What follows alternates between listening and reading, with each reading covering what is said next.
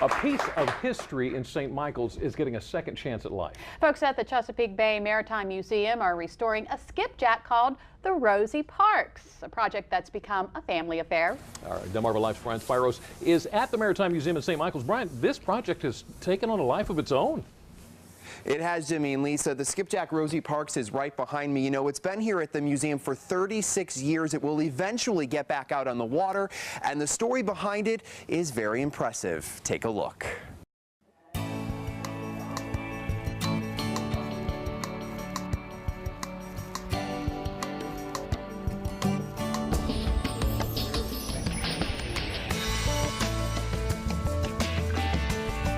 She's 57 years old, and despite the wear and tear of time, the skipjack Rosie Parks is coming back to life. All right, you guys ready to go?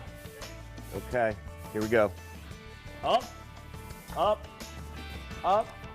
The attention is spent more on the historical nature as much as it is being spent on the actual physical structure of the boat. It's a little bit different. It's not like building a new boat. We're hoping for about 25% to save about 25% of the original structure. And at this point, we've basically done that. Mark Bardo is overseeing the restoration of the Rosie Parks, which has been sitting at the Chesapeake Bay Maritime Museum in St. Michael's since 1975. It's one of 3 sister ships, originally built back in 1955 by this man, Bronza Parks. Basically, my team are just ghost writers. You're not supposed to know we're here. When we're done, it's supposed to look like Bronza built it, right? So there's that attention being put into the details of the construction of the boat. And watching it all happen, Bronza's daughter, Mary Parks Harding of Cambridge. I think he'd feel the way I feel. What a tribute. Mary says her father built more than 400 boats in his time, a livelihood he took pride in. Sadly, in May of 1958, Bronza was shot and killed by a man he was building a boat for. It all stemmed from an argument regarding the cost of the project. Oh, never. Not one little speck of it I forget. I think about the emotions. I think about my mother.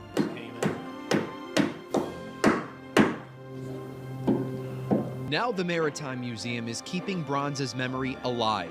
This cutout of him stands by the Rosie Parks as the overhaul is underway. What was it like for you when you saw this cutout of your father? It was a shock at first, but it looked so real, I just wanted to walk over and hug him. And this project has become a family affair, with Bronza's grandchildren and great-grandchildren helping with the restoration. Piece by piece. The museum has left nothing undone in it. They've kept all of us in touch with what's going on. Yeah, I mean, it's a great honor for me to be able to do this, not only for the Eastern Shore and the family, for the museum, for everybody. The goal is to have the Rosie Parks back in the water in 2 years' time. It's a project focused on history, a project focused on family, a project focused on the undying relationship between a daughter and her father. Well, it's really great for me because my father always said, well, he didn't need fancy tombstones and things like that when he died.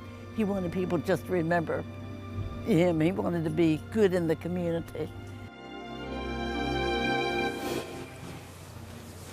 Such an impressive story, and I'm here now with Mark Bardo, who you just met in the piece. You know, Mark, as people just saw a lot of emotion wrapped up in this, have you ever worked on a project like this? Oh no, this is a once-in-a-lifetime experience, not only for me and my crew, but for the whole museum as a whole. So enjoyable for everyone. Eventually, you're going to have this boat back out in the water. When and what is the significance of it all? We've planned the program for a 3-year cycle. We're going to launch the boat on October the 26th, 2014. The reason for that is in 1955, Bronza originally launched the boat on October the 26th. So we'll be 36 years later Right. that we'll put the boat over. So a lot of times, so significance with everything, this will eventually get back in the water, and it has to be a joy for you guys to be able to work on it all. Oh, absolutely. It's been marvelous so far. Thank you. I can imagine. Mark, thank you very much. And for more information on the Rosie Parks, you can go to our website, delmarvalife.com, and click on the show tab. With that said, Jimmy and Lisa, we'll send it back to you in the studio. Very interesting What a story. story. Well, still ahead on Delmarva Life, you're going to start seeing more solar panels popping up in Sussex County. As a matter of fact, the president and CEO of Delaware Electric Cooperatives is going to join us to talk about a new solar park. Delmarva Life, everybody's best here on Delmarva.